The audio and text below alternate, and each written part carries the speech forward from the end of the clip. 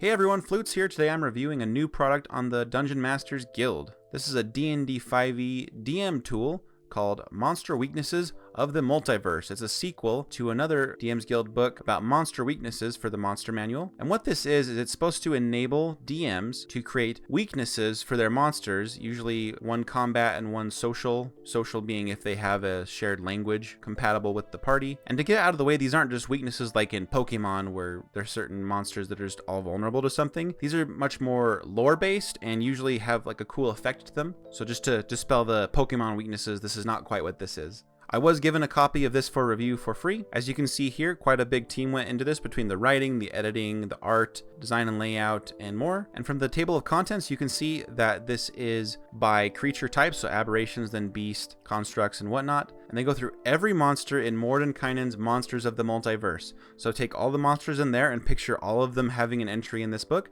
and that's how much work they put into it. So here, what I always appreciate in DM's Guild products and third-party products in general is they go over what their design philosophies were when creating this work so that you can very clearly figure out if you are the target audience and if you agree with even how they went about this work to see if it works for you. DMs who want to tell players at session 0 that there is incentive to investigate, experiment, and otherwise seek for information that can help defeat or appease monsters. The incentive is for players to think critically about their foes and not just think, oh, I'm just going to do damage until it dies. If you're a DM who can read between the lines already to discern monster behavior ecology and think, oh, what kind of weaknesses might they have? How might the players exploit that? Then this won't be a value add for you. I personally didn't think I was going to like this product when I saw that it was only like one or two like paragraph sentences of kind of weaknesses to go with the monsters. I thought it was going to be a quantity over quality type of product, but I was pleasantly surprised how much I felt inspired by the weaknesses, especially because I'm not super familiar with Mordenkainen's Monsters of the Multiverse monster entries yet. I've seen many of them over the years, but I don't know all their lore in depth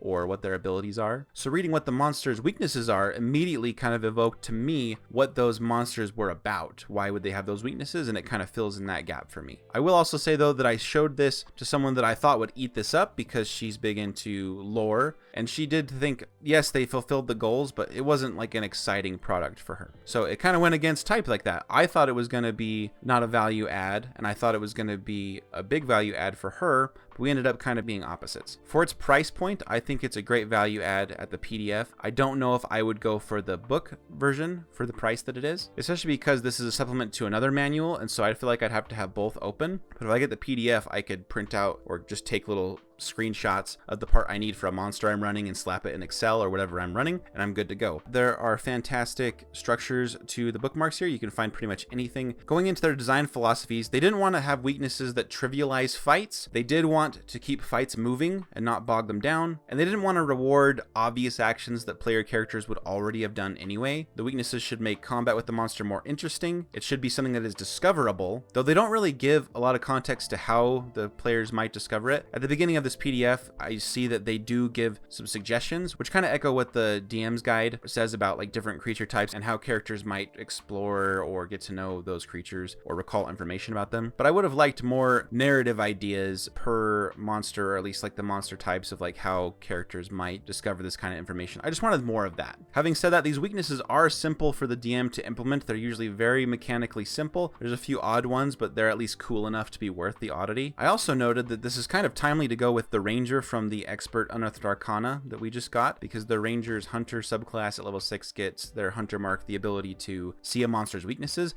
I would gladly throw in these sorts of weaknesses into that Hunter's mark so Rangers could get some really interesting information about the monsters they fight. And suddenly that ability looks a lot better, because there's not a lot of monsters with vulnerabilities to learn, but this supplement, if you have a Ranger in your party, you can make them really happy by brainstorming and just quickly pulling out these weaknesses from this work, because you could easily just dispose that to the Ranger very quickly in combat. But enough of the philosophy and what my thoughts on it are. Let's go through it and see what some of the weaknesses actually look like to see if you think they are creative enough to be worth your time and money. I went through each creature type and just marked one or two that I thought was interesting. I kind of just picked at random and marked if I liked them or not. First up here we have Aberrations, because I love mind flayers, so I went to the Eleutherid. Psionic Overload. If an Eleutherid takes 20 or more psychic damage in a turn, it must immediately attempt a DC 16 intelligence save. If it fails, it can't use use its Mind Blast action or its psionic spellcasting. So in this case, if you use its weakness, it loses some of its powers. And then Ambition. So this is more of a social interaction. Creatures who offer the Eleutherid an opportunity to start its own colony or supplant an Elder Brain have advantage on Charisma Persuasion checks to gain the Eleutherid's aid or cease hostilities. So again, a DM could read the Eleutherid's lore and stat block and say, okay, it wants to supplant, overcome, dominate an Elder Brain and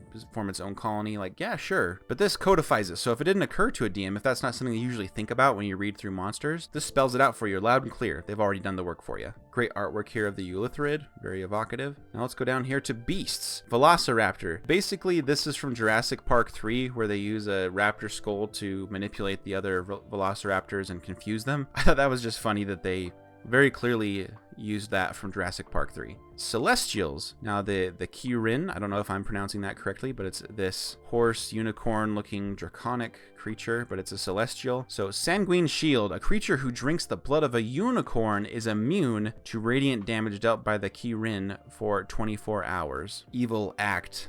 And very evocative. So if for some reason the party needed to deal with a Kirin, maybe it's gone rogue or they've done something bad and it's coming for them. Again, I'm not a scholar of the Kirin, so I'm already having trouble thinking, okay, well, how would they find this out? Why did they want to fight a Kirin and try to avoid the radiant damage? So it does require some work as the DM to think, okay, what's a scenario this would actually matter? I mean, you don't have to make it matter. Maybe it's just good information to have if the party tries to figure out its weakness and find something. Practically, I don't know how I would use it. All right, now we get down to constructs. This, I picked the Clockwork Stone Defender, Ice Weathered. Basically, if it takes cold damage, then the next time it takes bludgeoning or force damage within a minute, it will take extra damage. I like that because it reminds me of Horizon Zero Dawn when you use cold damage to slow down the machines and they take more damage. There was also another one up here where there's like a Clockwork Iron Cobra that you can kind of hypnotize it by doing a dance and a performance, and you can kind of concentrate on your performance to distract it. So that would actually be a pretty cool dungeon detail where there's a Clockwork Iron Cobra that's guarding some treasure, let's say, and if the bard in the party does a performance to hypnotize the cobra, they could take the treasure while it's distracted, maybe, and then get out of there. Dragons is the next type, and right here I went to Deep Dragon. So Spore Combatant. If you're in an area of strong wind like that of the Gust of Wind spell, you have advantage on the saving throws from the dragon's Nightmare Breath, Commanding Spores, and Spore Salvo. So all those spores in the air, if there's wind going on, it's less likely to affect you. I like that. Secret Keeper. Every dragon keeps a hoard of treasure, and this seems pretty basic for a dragon. They really like secrets or treasure, and so this one likes secrets, and you can try to slip things by it. Let's say if you're giving it secrets because it has disadvantage on wisdom checks during the bargain, so maybe you can take from its treasure hoard while it's distracted while you tell it some secrets. Going down here to Fae. I picked two of them that I thought were really cool. I always like hags, so there's the Anise Hag first. Granny's Dearest. Basically, if you've got a kid around, someone who hasn't reached adulthood, the hag has a hard time taking her eyes off the kid while it fights you and it has disadvantage to some stuff. That's a strange one because you probably don't want to bring a kid as bait for the Anise Hag, but maybe you're saving a kid and the Anise Hag has a hard time fighting you because she just wants to get that kid. And then Iron Token Bound. Anise Hags might be disguised and somewhere else, but you can use this Iron Token to whisper in the hag's ear while disguised, and it forces them to reveal themselves. And then the Boggle, that cute little creature that uses oil, and if you put it in water, it loses its oil puddle action and Boggle oil bonus action. So it's another case of using a weakness to make it lose some of its abilities it can use, which this is a slippery little guy, so getting rid of those abilities could help you capture one. And then it has a soft spot for creatures who are lonely or have lost a loved one recently. And then Undead. The Boneclaw, I just ran a one-shot using this thing, so I was like, oh, what do they have for that?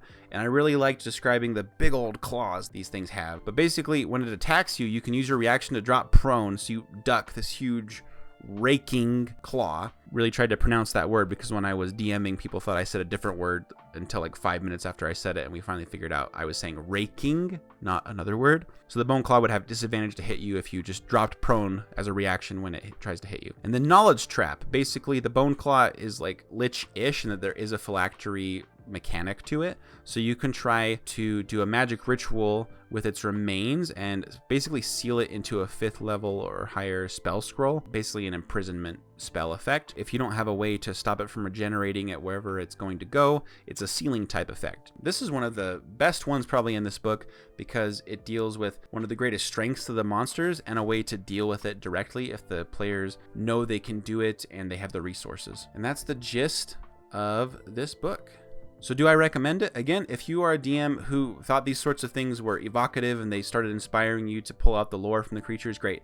If you have an easy time kind of doing this yourself and you want to put in the work to say, hey, players, I want to do weaknesses for monsters, then yeah, maybe this isn't for you. But I would bet most people would get some value out of this, and it would be a fun book to read through in your spare time and get some ideas for monster weaknesses. If not for these monsters, then maybe for other ones that you're homebrewing or similar monsters in other monster manuals that you own. So definitely not for everyone. It won't wow everyone, but if you're a doubter like me, it's a good pickup. I definitely would recommend it. If you want to do the book, it would make a good Christmas gift to your DM to just give them a fun little book to read through things if they use monsters of the multiverse. I'm sure they'd love it. I'll drop a link in the description down below. It'll be an affiliate link, so if you do want to buy it, I will get a little bit of a share of that sale and anything else you buy. So if you want to buy in bulk, great, you'll give me a few extra dollars. If you want to ask me more questions about it, feel free to ask me down in the comments. Please support your third-party publishers who put a lot of work into products like this. They do a great job, and they really give Wizards of the Coast a run for their money. It really shows the community what we want that Wizards of the Coast isn't giving us. Thanks for listening to this review. I'll see you in the next video. Bye.